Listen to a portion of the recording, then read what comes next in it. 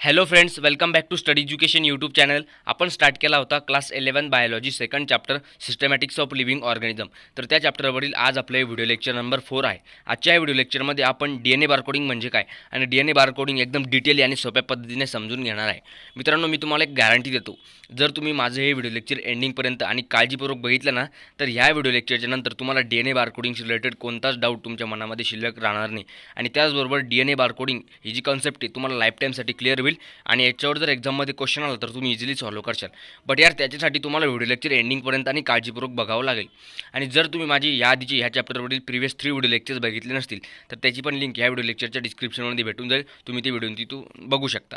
आणि if you are new to the channel so subscribe our channel and like this video and share the channel with all your friends. So इकडचे तिकडचे दुनियादारीचे मी गोष्टी जास्त करत नाही. आता directly come to the point. So let get start.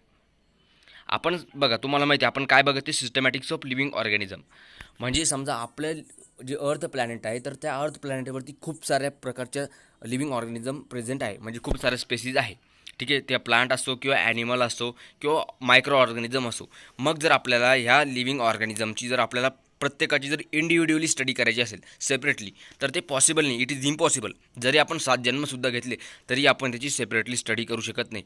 मग जर आपल्याला त्या ऑर्गॅनिझमची स्टडी करायची असेल, जर ती स्टडी आपल्याला पॉसिबल करायची असेल, सो आपल्याला काय करावं लागणार आहे, त्या ऑर्गॅनिझमचं क्लासिफिकेशन करावं लागणार आहे. त्याचं क्लासिफिकेशन केलं जातं. मग या आपण ऑलरेडी क्लासिफिकेशनच्या खूप साऱ्या मेथड आधीच्या व्हिडिओ लेक्चरमध्ये बघितलेल्या आहे. ठीक आहे.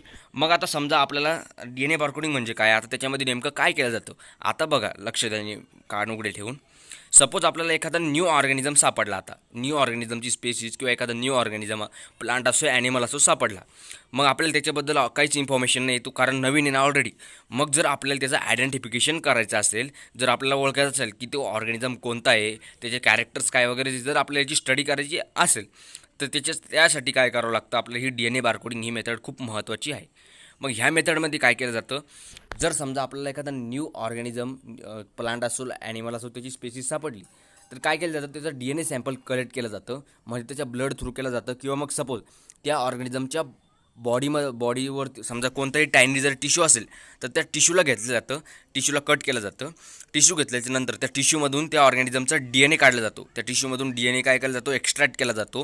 त्याच्यानंतर काय केलं जातं, त्या DNA पासून बारकोड तयार केला जातो. त्याच्यातली जी न्यूक्लियोटाइडची सिक्वेन्स असते ना, तर त्याचा बारकोड तयार केला जातो. आणि बारकोड तयार केल्याच्या नंतर त्या बारकोडमध्ये त्या ऑर्गॅनिझमशी रिलेटेड सर्व डिटेल इन्फॉर्मेशन असते. आता तुम्ही ऑलरेडी शिकत आलेले आहेत की कोणताही जर DNA असेल, कोणत्याही ऑर्गॅनिझमचा, आपल्या ह्युमनचा असेल किंवा कोणाचं आहे, तर त्याच्यामध्ये सर्व जेनेटिक इन्फॉर्मेशन स्टोअर असते.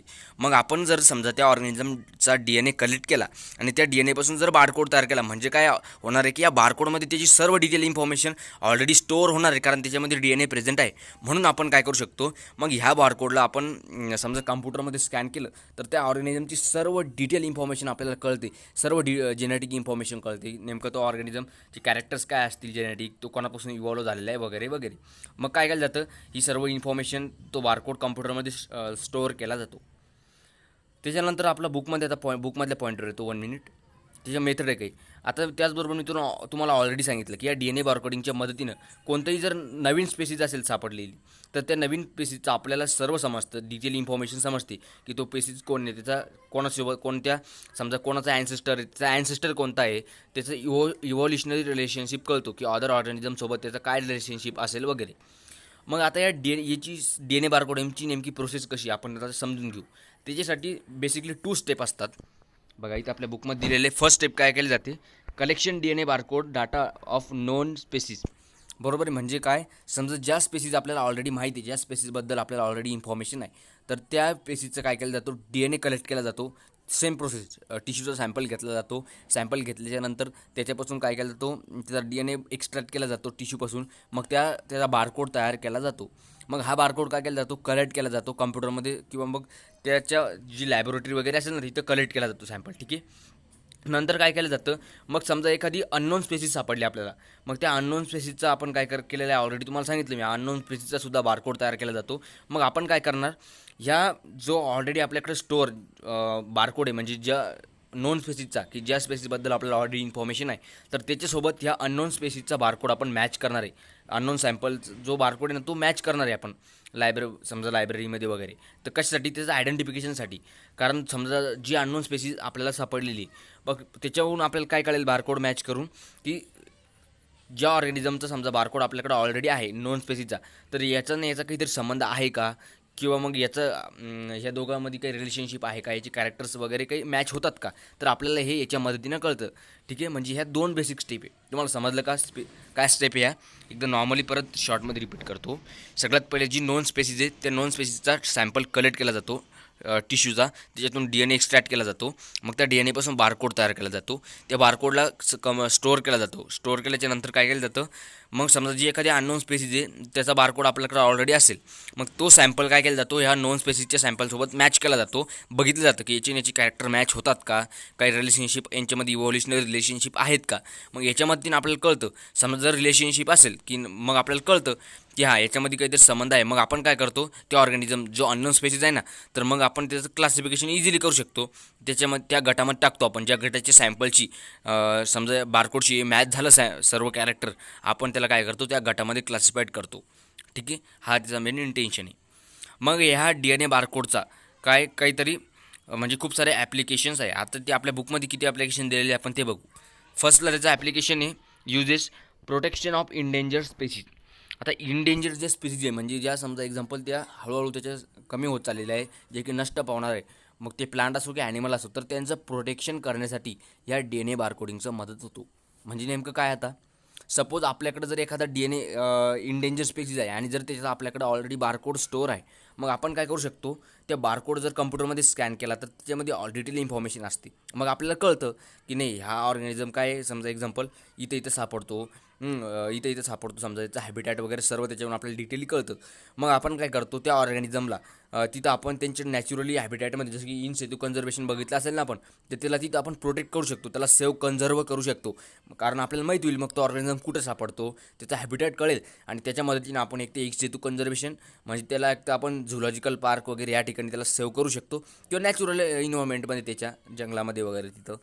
नंतरची मेथड आहे प्रिझर्वेशन ऑफ नॅचरल रिसोर्सेस, म्हणजे जे नॅचरल रिसोर्सेस आहे तर त्याचंसुद्धा आपण याच्या मदतीनं प्रिझर्वेशन करू शकतो.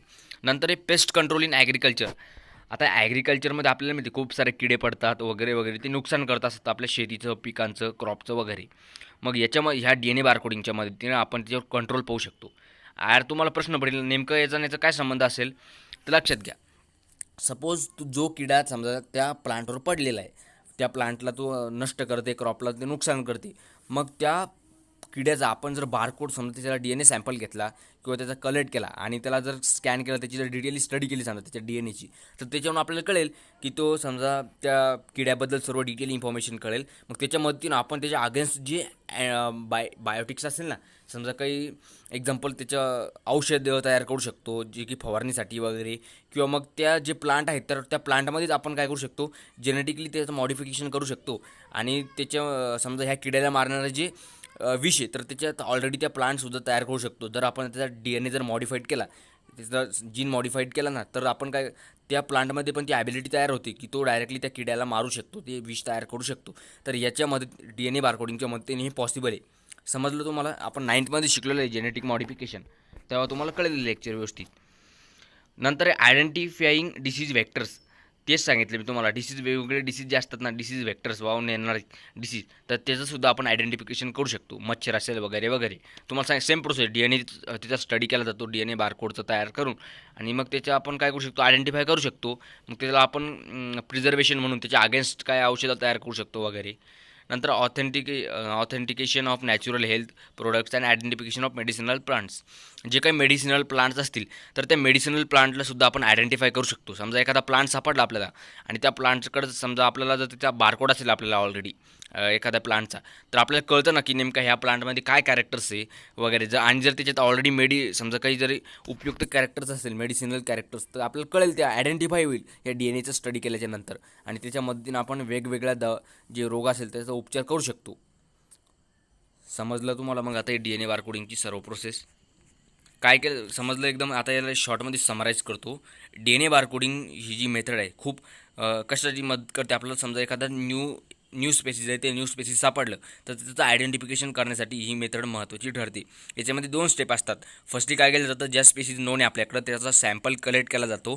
त्याच्यानंतर टिश्यूचा सॅम्पल कलेक्ट केल्याच्यानंतर त्याच्यामधून DNA एक्स्ट्रॅक्ट केला जातो आणि ज्या नोन स्पेसिस आहे, मग आपल्याला समजा एक्झाम्पल ज्या अननोन स्पेसिस आहेत तर त्या अननोन स्पेसिसच्या बारकोडशी DNA सोबत त्याला मॅच केला जातो. मग त्या दोघांमध्ये जर समजा कॅरेक्टर सिमिलर असले, जर मॅच झाले समजा, तर मग आपल्याला कळतं की अननोन स्पेसिसचा ह्या नोन स्पेसिसची काहीतरी रिलेशनशिप आहे, काहीतरी समजा इकोलॉजिकली असेल, ठीक आहे, त्याचबरोबर इव्होल्युशनरी रिलेशनशिप असेल. मग आपण काय करू शकतो, त्याला बेसिकली जनरली आपण त्याला डायरेक्टली त्या नॉन स्पेसिसच्या ग्रुपमध्ये त्याला क्लासिफाईड करू शकतो, ठीक आहे ना. म्हणून हे क्लासिफिकेशनमध्ये महत्त्वाचं मदत करतं आणि त्याचे ॲप्लिकेशनसुद्धा आपण डिस्कस केलेलं आहे. सो मित्रांनो, आय होप हे व्हिडिओ लेक्चर तुम्हाला समजलं असेल. मी एकदम सोप्या पद्धतीने तुम्हाला समजवण्याचा प्रयत्न केलेला आहे.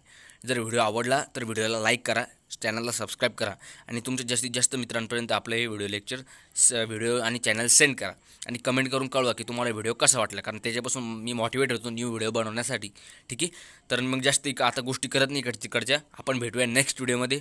So bye, take care, be positive, be confidence, stay happy, stay positive and stay healthy. So bye.